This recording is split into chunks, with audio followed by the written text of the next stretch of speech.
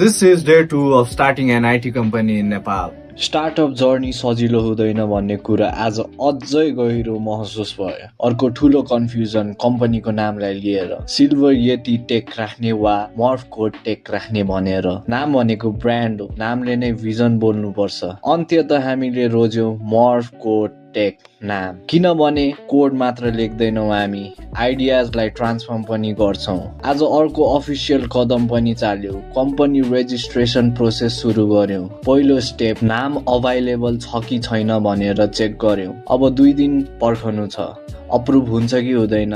Confusion छ, tension छ, तर एक्साइटमेन्ट अझ ठुलो छ। This is day 2 from dream to reality, one step at a time, more code.